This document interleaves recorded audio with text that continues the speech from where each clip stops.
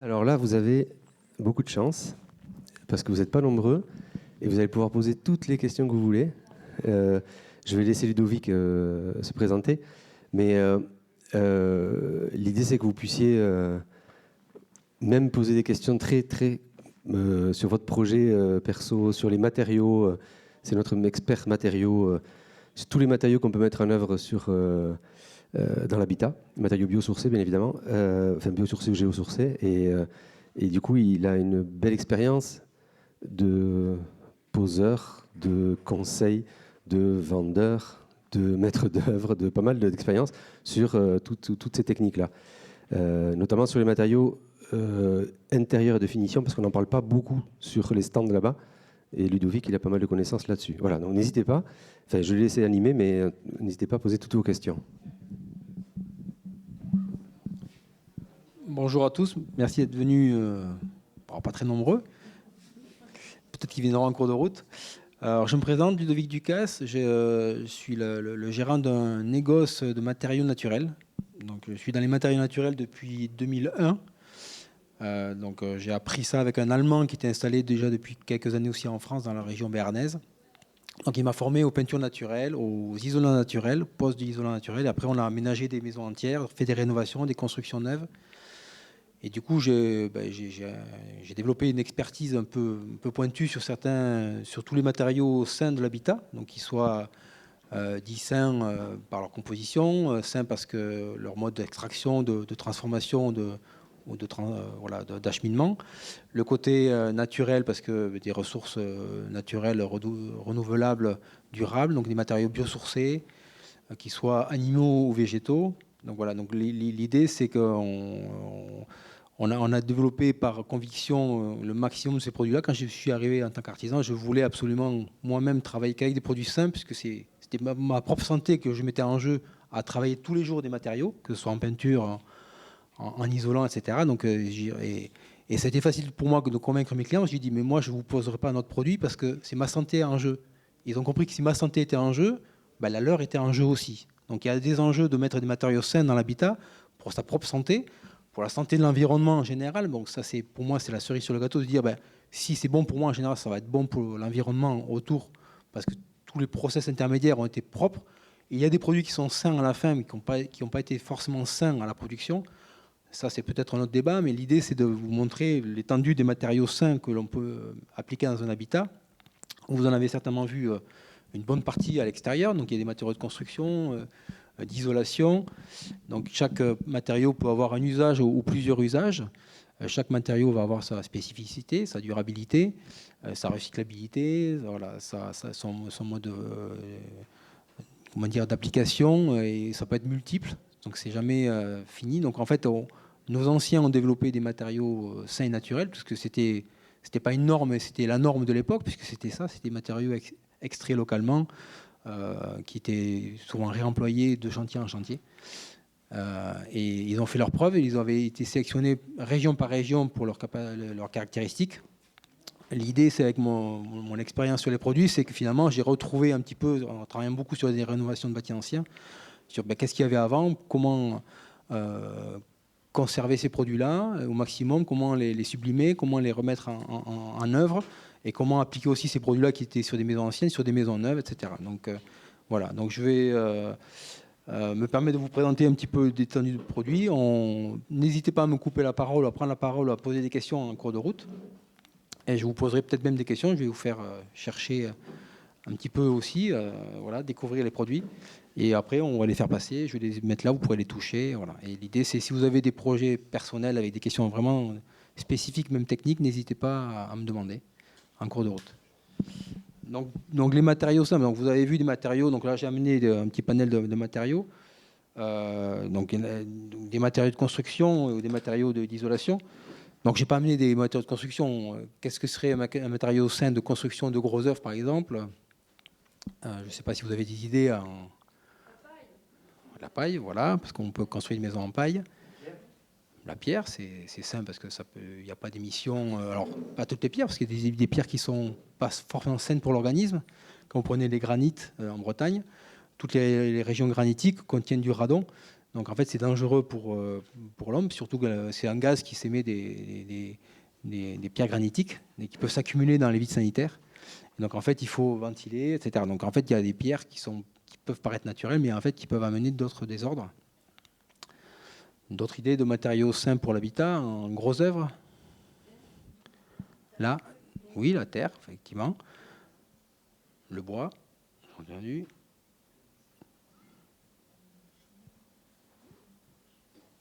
Dans l'habitat, en fait, est-ce qu'on parle de sain du mode d'extraction jusqu'à la production ou sain plutôt pour sa propre santé? On va peut-être parler du côté sain pour sa propre santé. Et après, on pourra éliminer des produits qui ne sont pas du tout sains pendant la fabrication. Donc, est-ce que vous imaginez en gros œuvre des matériaux qui ne seraient pas sains, par exemple, qui sont employés actuellement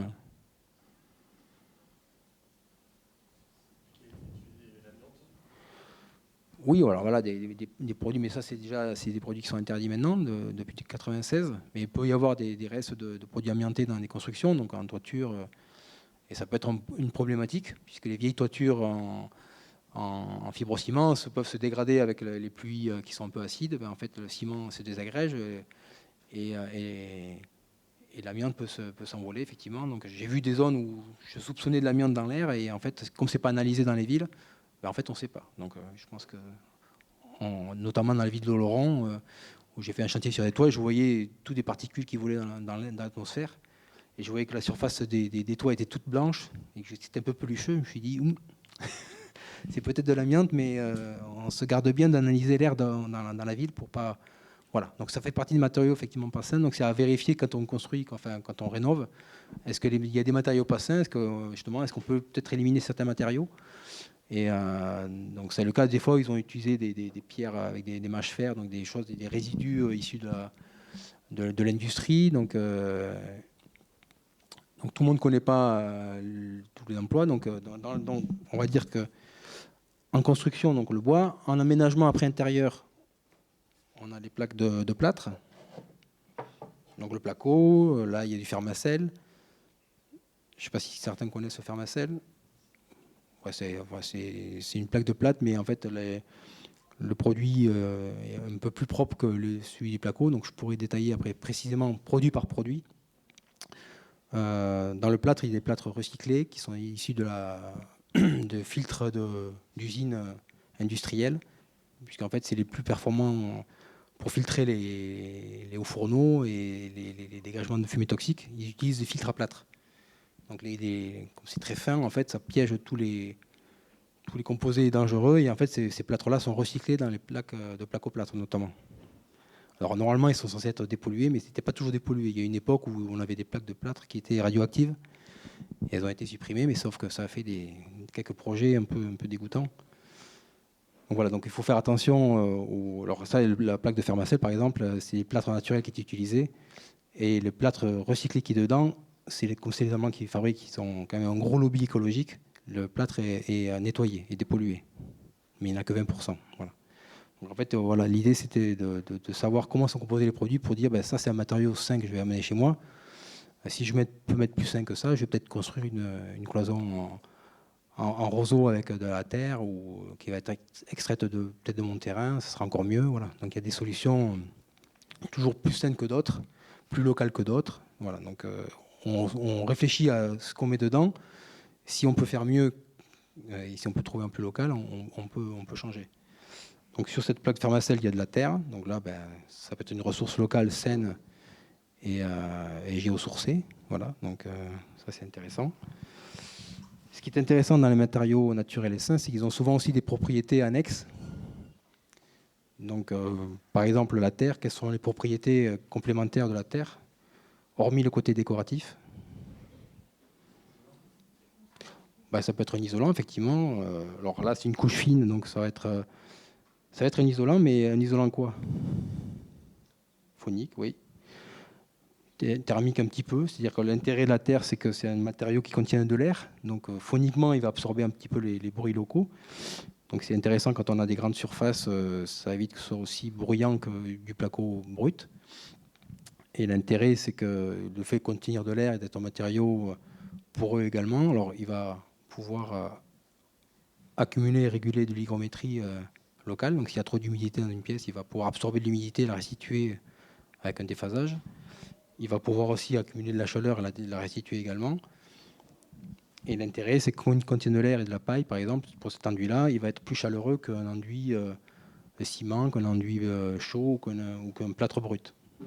Voilà, donc en fait, il y a aussi la notion de confort ressenti qui peut dépendre aussi de la nature du matériau final. Donc si le matériau est sain, c'est bien, parce qu'il ne va pas émettre de produits toxiques. Et si le matériau est chaleureux, il va peut-être amener aussi un confort thermique, un confort phonique, un confort au toucher peut-être aussi. Donc voilà. Donc en fait, il faut prendre en compte tous les usages, en fait, toutes les fonctionnalités d'un produit pour comprendre son intérêt à être appliqué à un endroit ou à un autre. Donc le côté sain, donc on recherche des matériaux sains parce qu'on recherche des matériaux qui ne vont pas nous polluer l'environnement, polluer l'atmosphère, parce qu'en fait chaque produit peut émettre des composés organovolatiles, donc qui peuvent être plus ou moins dangereux. Donc quand on sent une odeur sur un produit, c'est qu'en général c'est un composé qui s'émet dans l'air et que l'on renifle. Alors ça peut être sur la terre, quand on l'applique, elle est mouillée, l'eau qui s'évapore, on a une odeur de terre, comme la terre après l'orage, on sent que c'est des composés qui ne sont pas toxiques. Mais on sent quelque chose. À partir du moment où on sent quelque chose, c'est qu'on sent le composé. Et le problème, c'est que parfois, on ne sent pas le composé toxique qu'il peut y avoir dans un produit. D'où l'intérêt de connaître un peu la composition du produit ou d'acheter en confiance un produit chez un particulier, enfin chez un négoce ou un commerce qui vous vend un produit en disant c'est un produit sain. C'est pas parce qu'il y a marqué A+ sur une étiquette que ça veut dire que le produit est sain. Donc c'est un peu l'inconvénient, c'est que les industriels, on leur a demandé de se normaliser entre eux, de proposer des produits sains pour l'environnement, habitat humain, et en fait ils sont mis autour d'une table pour décider d'une norme. Vous connaissez tous la norme A+.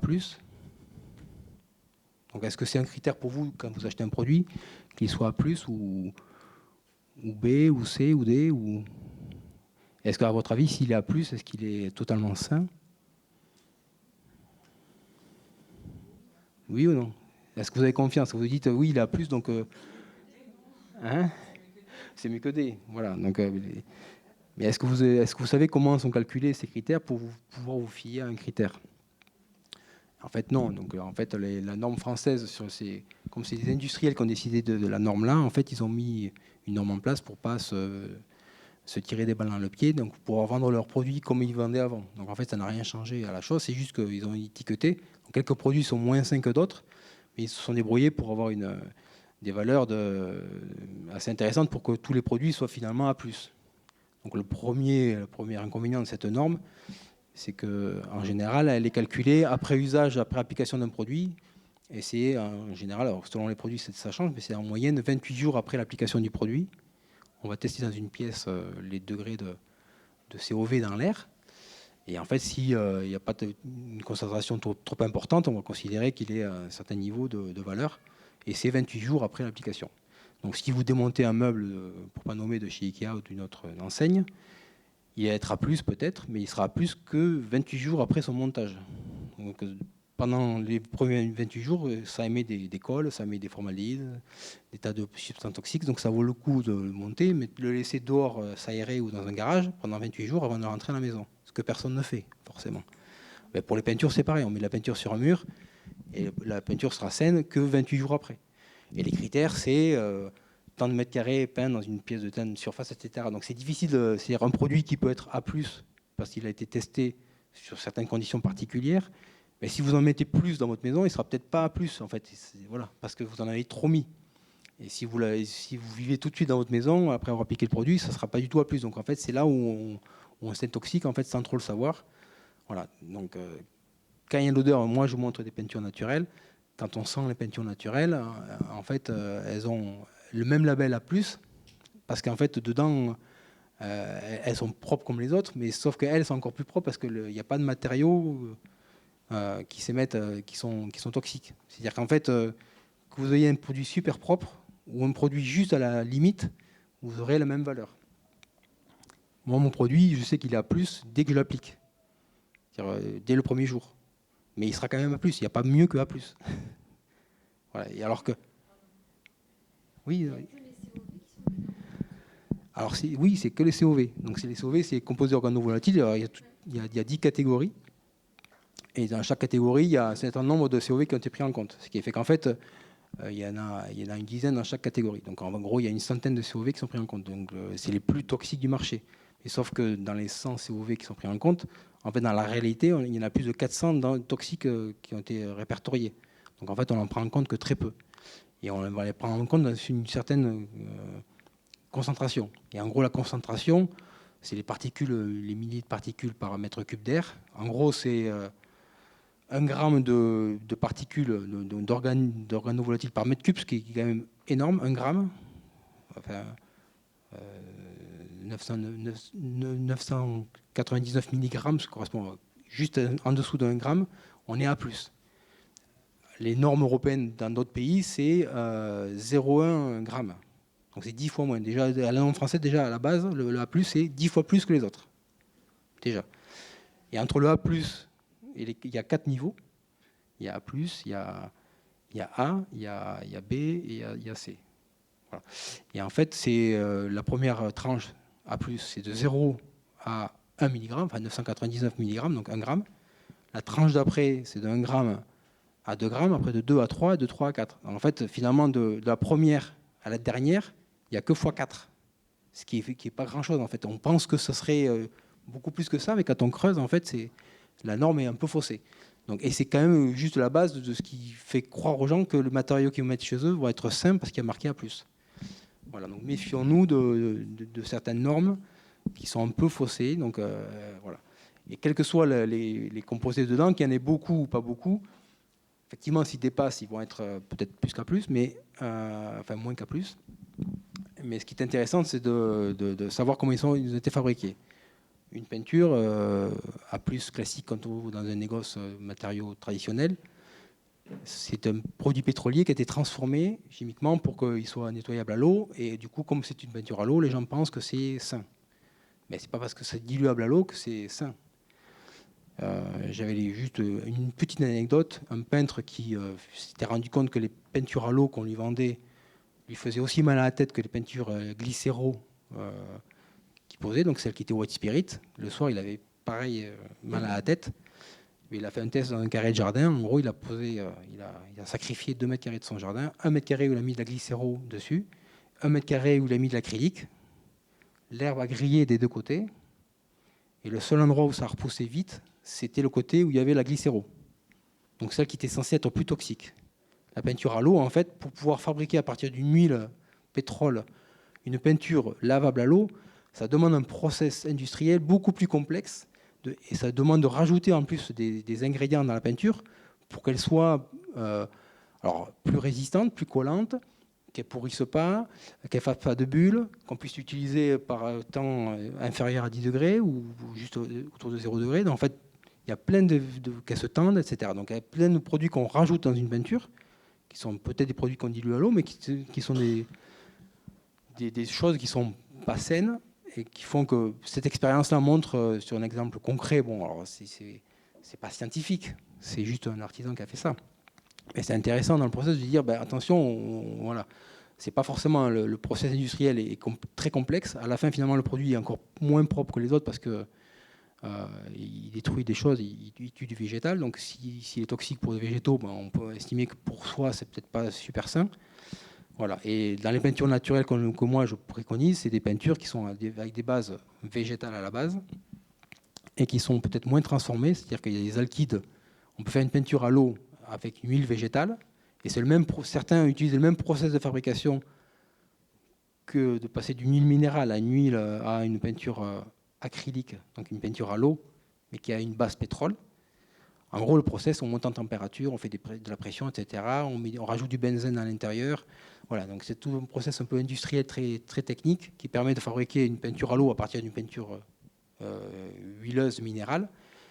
Et on peut faire la même chose avec une huile végétale. Donc la base est saine, mais derrière, on peut avoir un process chimique pour la fabriquer. Donc la peinture saine végétale, en fait, j'en ai trouvé quelques-unes. Mais elle a des petits inconvénients, c'est que on ne peut pas l'appliquer quand la température sera inférieure à 10 degrés. Elle risque, si on ne la pique pas avec le bon pinceau, le bon rouleau, ça risque de faire des microbules qui vont se voir, surtout s'il fait un peu trop froid. Et on ne pourra pas la recouvrir et passer 2-3 couches dans la même journée. Il faudra attendre 2-3 jours pour qu'elle durcisse plus parce qu'elle n'a pas de cicatifs d'agents durcissants qui ont été rajoutés. Donc voilà, il y a tous des process qui font que pour des artisans qui utilisent des peintures naturelles, ils savent qu'ils vont devoir gérer peut-être le chantier différemment, ce qui n'est pas forcément compliqué. C'est juste une volonté. Donc moi, je connais des artisans qui veulent utiliser que des produits naturels, ils s'organisent, ils lancent plusieurs chantiers et ils les font la suite. On a parlé des matériaux, donc matériaux d'isolation, une idée.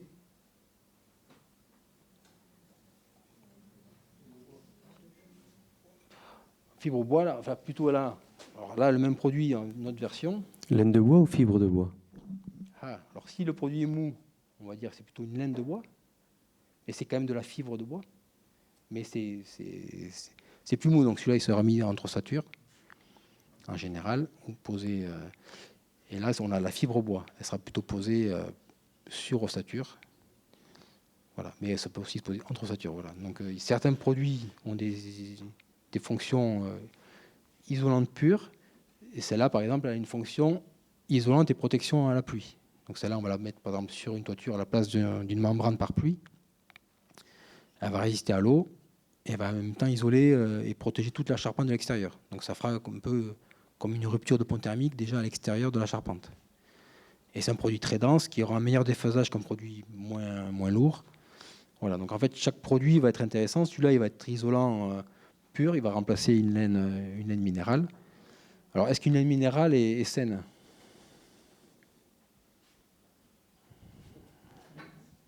Normalement on n'en parle pas ici dans ce milieu, mais tout le monde a peut-être vu la photo où on voit un bébé dormir sur une laine minérale. Vous n'avez jamais vu cette photo ? Moi, ça m'avait choqué personnellement parce que je connais bien le produit. Mais effectivement, ils rajoutent des produits pour fixer la laine minérale pour qu'elle ne se détache pas en petites particules, qui fait qu'elle est moins irritante. C'est pour ça qu'ils avaient montré à un moment, ils avaient osé montrer une photo où on voyait un bébé dormir sur une laine minérale. Maintenant même, ils parlent de laine minérale biosourcée parce qu'ils rajoutent un petit liant biosourcé dans la laine minérale pour dire que leur laine minérale est biosourcée. Sauf que non, ça monte très haut en température. C'est des fibres qui sont quand même toxiques puisque quand elles se détachent, c'est des fibres de verre, donc le corps ne peut pas les éliminer. Moi, quand je respire en posant une laine, alors normalement je me protège, mais si je respire des laines de fibres bois, qui sont des bois, pas des bois exotiques, donc des résineux européens, le corps est capable de digérer une fibre de ce type-là. Si vous avez une écharde d'un bois résineux, ça vous fait mal, mais ça vous pourrit pas, ça vous fait pas de gangrène. Si vous mettez une écharde de bois exotique, là c'est un bois imputrescible, votre corps en fait il peut pas le digérer. Donc en fait il y a des produits qui pourraient être naturels comme du bois exotique, mais qui ne sont pas forcément sains. Il y a beaucoup de menuisiers en France qui sont intoxiqués, comme ceux qui ont eu des problèmes de poumons avec la silice ou l'amiante, qui sont détruits les poumons avec des poussières de bois exotique. Parce que c'est des fibres qui sont très dures et que le corps ne peut pas digérer, ne peut pas éliminer. Donc voilà, donc un matériau naturel peut ne pas être un matériau sain non plus. L'amiante, à la base, c'est un matériau naturel. Ça existe dans la nature. Il y a des carrières à ciel ouvert d'amiante en Corse ou au Canada. Et au Canada, même, l'amiante n'est pas classé cancérigène. Puisque c'est le premier producteur mondial. Pour eux, c'est toujours pas dangereux. Voilà. Et la laine de verre, ça a été potentiellement classé cancérigène par certains pays européens, notamment la Suisse qui l'a interdite. Les Allemands l'ont classé potentiellement cancérigène. En France, on l'avait classé potentiellement cancérigène. Et Saint-Gobain est arrivé à le déclasser potentiellement cancérigène parce qu'ils ont mis en avant le fait que la législation française dit que si le matériau, à la base, naturellement, n'est pas cancérigène, on ne peut pas dire qu'il est potentiellement cancérigène tant qu'il ne s'est pas avéré. Donc du coup, ça a été déclassé. Donc du coup, la laine de verre en France, qui était potentiellement cancérigène, ne l'est plus. Sauf que si c'est interdit dans certains pays européens, on peut se douter que ça le sera tôt ou tard ici. L'amiante a mis un siècle pour être interdite. Ça faisait un siècle qu'on savait qu'elle était cancérigène. Il a fallu un siècle pour l'interdire. Donc là, pour l'instant, on a repoussé le départ de la réflexion française en disant c'est toujours pas potentiellement cancérigène, donc on n'est pas prêt de voir la laine classée cancérigène, mais peut-être dans 100 ans ou 150 ans, ça sera le cas, sauf que tout se fait avec ces matériaux-là actuellement. Moi qui pose des isolants naturels, j'enlève des laines minérales dans les combles, je me protège comme un cosmonaute quand je vais faire ce travail-là. Donc c'est vraiment pas sain comme produit. Là, on peut se dire, mais si le produit n'est pas sain mais qu'il est caché dans des caissons, est-ce que finalement on peut l'appliquer? C'est une question ouverte. Est-ce que vous imagineriez un produit pas sain chez vous, mais placé dans un endroit qui finalement n'a pas d'impact sur votre santé? Oui, non, on ne sait pas. Un polystyrène sous une dalle béton, il n'y a plus d'émissions puisqu'il y a la dalle béton par-dessus. Alors que c'est simple, c'est pas nocif pour l'habitat, mais ça va être nocif pour la planète. Si le jour où on va détruire la maison, on aura des chutes de polystyrène. Est-ce qu'on saura quoi en faire? On ne sait pas. Donc il y a ces réflexions-là à se poser. Donc en fait, l'idée, c'est là aujourd'hui, on se pose et vas-y.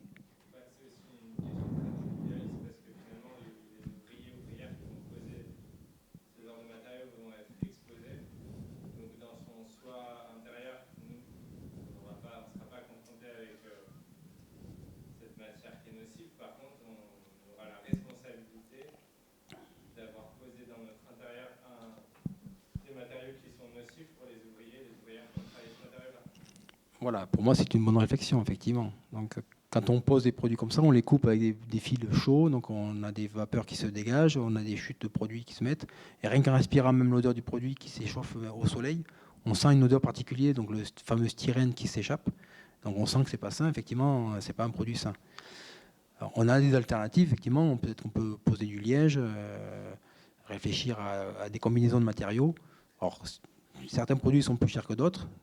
Le prix, pour moi, c'est un faux problème, puisque les produits que l'on met chez soi, c'est un investissement pour du long terme.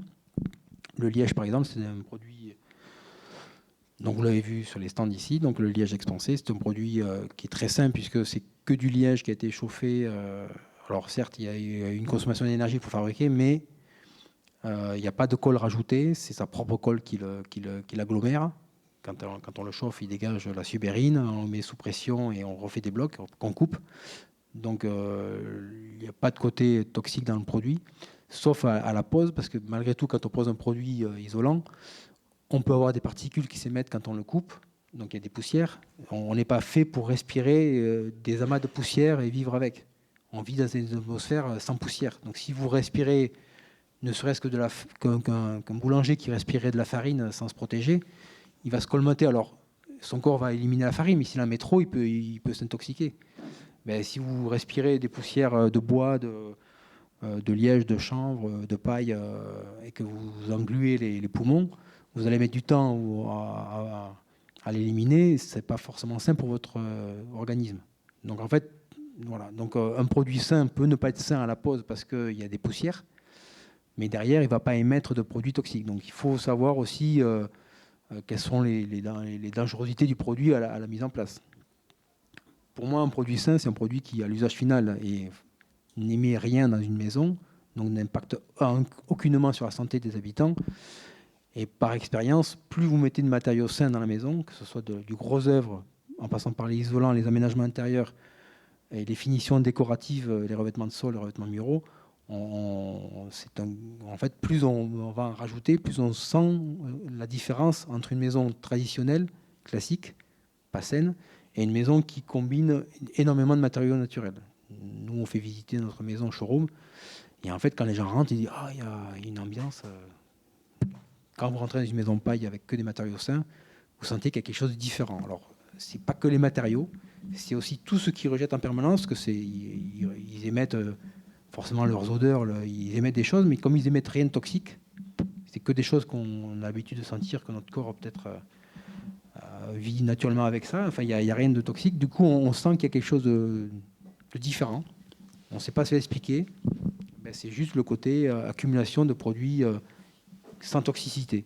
Voilà. Plus on rajoute de produits avec un peu de toxicité, alors on rajoute de la toxicité dans un habitat, aussi par les produits qu'on leur ramène. On a des textiles, on a du mobilier, il y a des vernis, il y a des produits d'entretien, et certains brûlent des huiles essentielles, etc. En fait, tout ce qui va émettre des odeurs pourrait être potentiellement une odeur qui pourrait être toxique et pas saine pour l'organisme.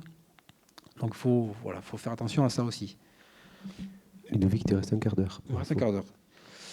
Donc matériaux de construction, donc liège, liège sous couche, c'est des agglomérés, du recyclage. En isolant, je ne sais pas si vous connaissez ce produit.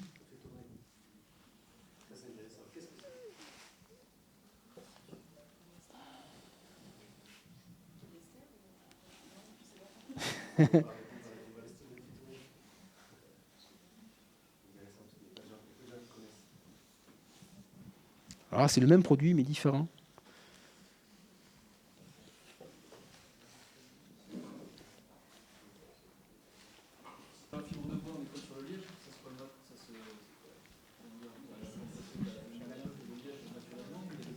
Est-ce qu'il y a des additifs pour faire tenir la fibre de bois? Est-ce qu'il y a de l'additif dedans? La fibre bois agglomérée telle qu'elle, dès que c'est en dur, il peut ne pas y avoir d'additif. Là, celui-là particulièrement, c'est un produit par pluie, donc il y a un additif étanche.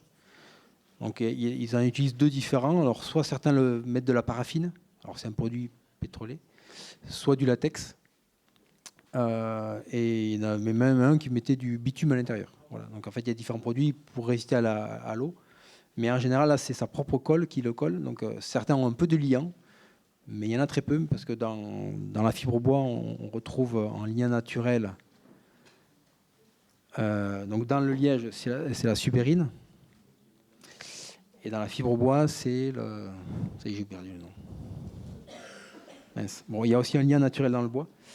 D'ailleurs, on arrive à faire des bois collés, agglomérés par frottement. Donc on échauffe le bois et il se soude sur lui-même grâce à cette colle naturelle. Bon, mais en général, il y a un petit peu de liant, très peu.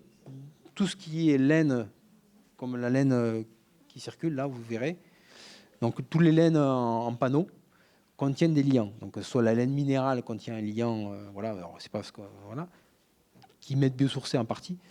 Mais là, ces laines fibre bois, fibre chanvre, fibre coton, fibre textile, fibre de lin, enfin il y a des produits composés.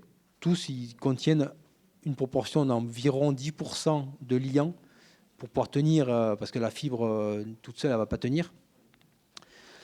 Et ces liants, en général, c'est du polyester, donc c'est des bouteilles recyclées, donc c'est ce qui fait les vêtements polaires que l'on peut porter. De là même, un fabricant d'isolant s'est mis à faire un isolant qu'avec des bouteilles recyclées. Donc en fait, il fait des grosses polaires isolantes.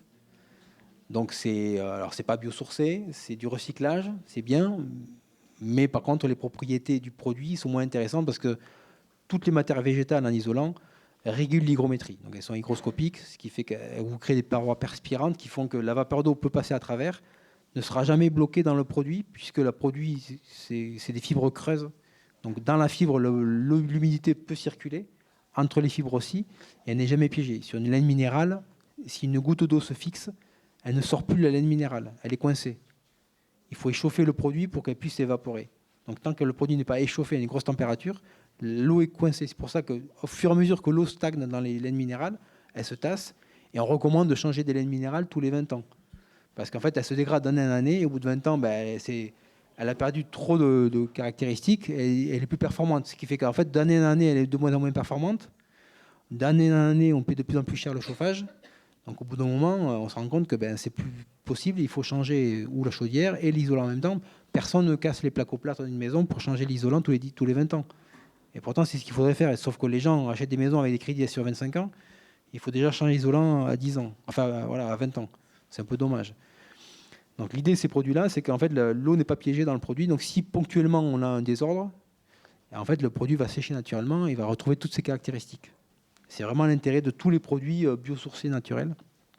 Ils sont sains. Alors, on peut considérer qu'il y a un peu de polyester dedans, effectivement 10%, mais comme tout le monde, il y a beaucoup de gens qui portent des polaires avec, et puis ces bouteilles recyclées, il y en a partout. C'est quand même, il y a très peu d'émissions sur ces produits-là.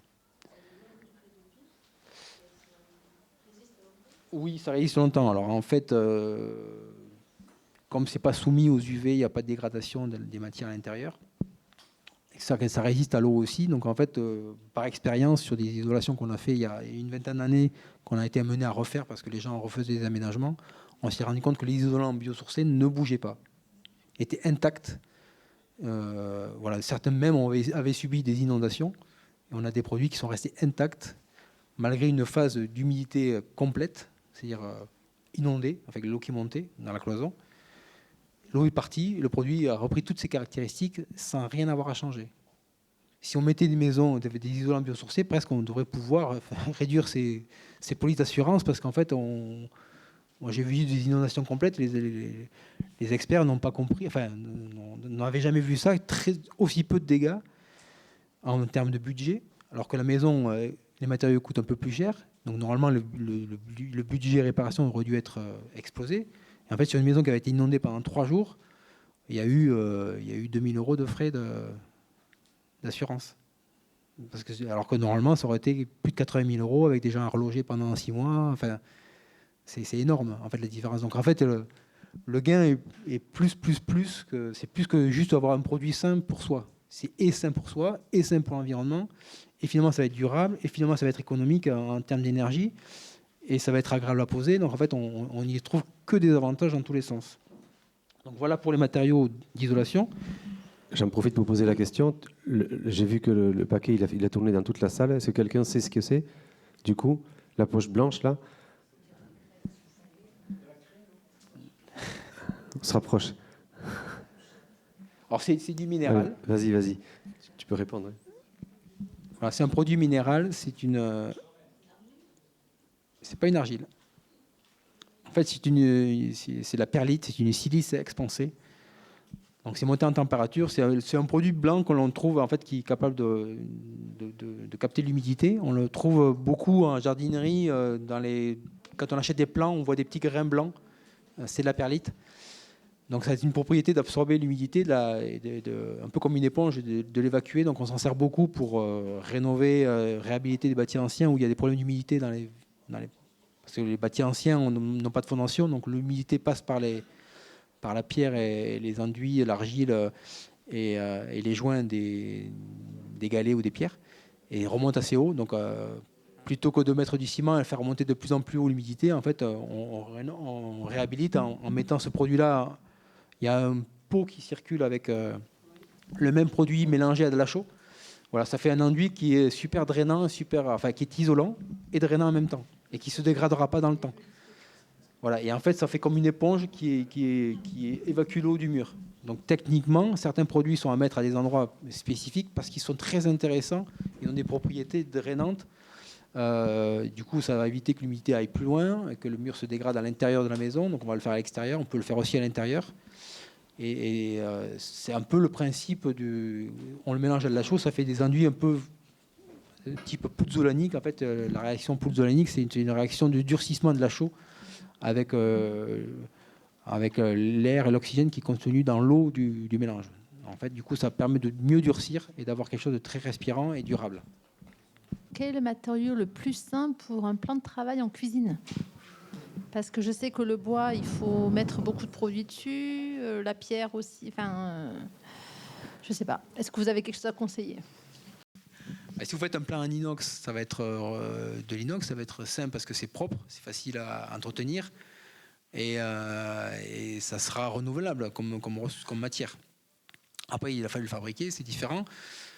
Moi, je pourrais conseiller, si on voulait quelque chose de durable, pas à traiter régulièrement. Effectivement, le bois, il faut le traiter parce que, alors, on peut l'huiler avec des huiles naturelles, hein, mais il va noircir, il sera un peu moins joli. Moi, je sais que si vous huilez un plan de travail avec une huile végétale, type huile d'olive, il va avoir une odeur d'huile d'olive.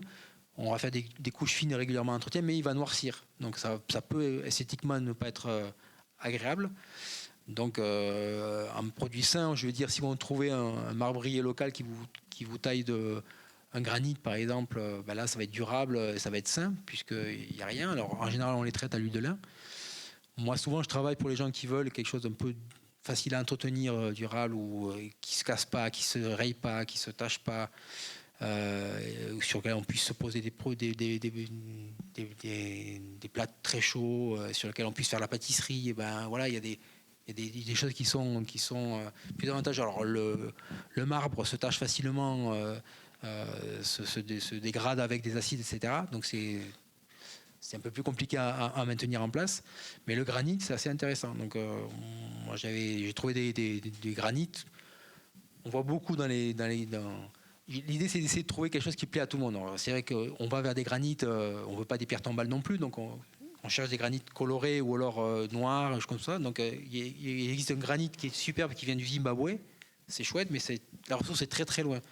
Donc, moi j'ai trouvé du coup un granit qui vient de Bretagne, qui s'appelle le granit Lanelin, qui est un granit gris très foncé. Et une fois qu'on l'a huilé avec de l'huile de lin pour le protéger, il fait quasiment noir. Donc c'est très joli, ça s'intègre dans tous les intérieurs. Et c'est une ressource locale puisqu'elle est française. Alors, elle n'est pas locale ici, mais c'est quand même plus intéressant que le faire venir du Zimbabwe.